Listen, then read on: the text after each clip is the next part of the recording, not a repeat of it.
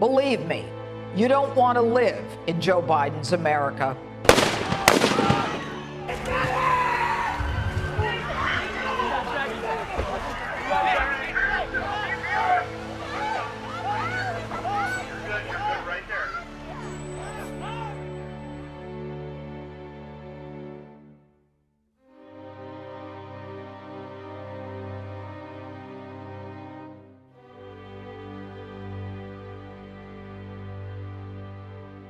The left blames America first. The right puts America first. And they want law and order back in America. The left just can't stop their outrage over the election of President Donald Trump. It's been one giant hissy fit since November of 2016, and it's only gotten louder, more frequent, and more violent. I've got news for you. All the noise, hysteria, and outright lies spewed will only ensure President Trump's re-election. The two conventions America watched were as different as night and day, not just in terms of production quality, message, and enthusiasm, but in terms of focus. The Democrats were busy condemning the United States as a racist country steeped in systemic racism, focusing on the past. The Republicans were busy highlighting the greatness of America, with men and women from all walks of life praising the opportunity this country and this president offers, focusing on the future. At their convention, the Democrats blamed America for all of the wrongs that exist. Not one person condemned the anarchy and chaos occurring in cities burning across America. So, as I learned in the law of contracts, silence is acceptance. As such, it could be they see this as a benefit. None of their speakers mentioned the lives or businesses lost or destroyed by leftist looters and anarchists destroying our cities.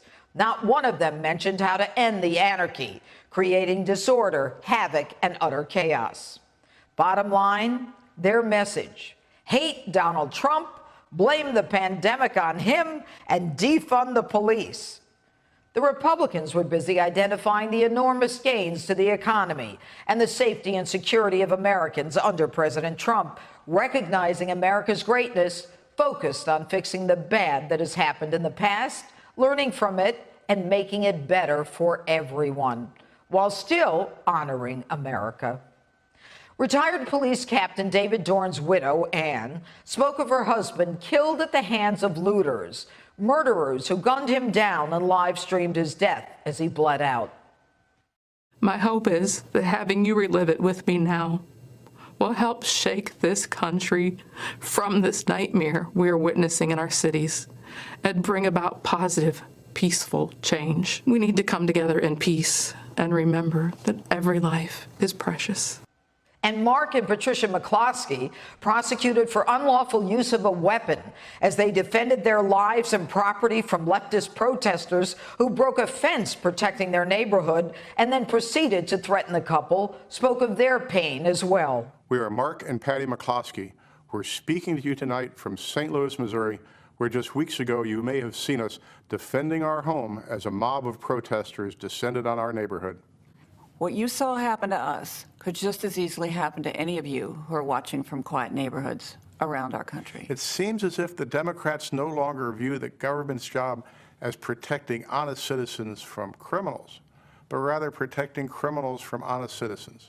Not a single person in the out-of-control mob you saw at our house was charged with a crime. But you know who was? We were. They've actually charged us with felonies for daring to defend our home. Both Dorn and the McCloskeys calling for peace and an end to the violence as the left continues without any indication of when this will end. Bottom line, the left blames America first. The right puts America first. And they want law and order back in America.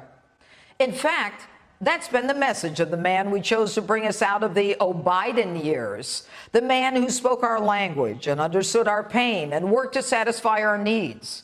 President Trump's speech itself was a litany of the successes his administration has achieved and a compelling argument why Joe Biden cannot be elected president. Make no mistake, if you give power to Joe Biden, the radical left will defund police departments all across America. They will pass federal legislation to reduce law enforcement nationwide. They will make every city look like Democrat-run Portland, Oregon. But it was after the convention, where the actions of the left were on open and full display, that the stark difference between the left and right were painfully apparent. The left intimidated, threatened, and menaced peaceful individuals as they left President Trump's acceptance speech. The individuals were frightened for their lives. Senator Rand Paul and his wife, both threatened and terrified. Here they are on Fox.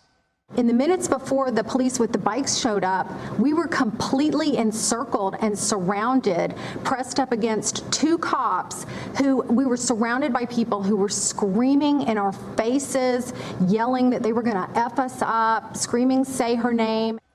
Democrat State Representative Vernon Jones and scores of others were terrified as they simply tried to walk to their cars or homes. This chaos by the left, especially where there are too few police deployed to handle predictably violent situations, will only increase across America with the absence of noticeable law enforcement. This has to stop. Remember, from Seattle to Milwaukee, to Portland, to Kenosha, to Chicago, Joe Biden and his crew had nothing to say. Neither did anyone at his convention. Believe me, you don't want to live in Joe Biden's America.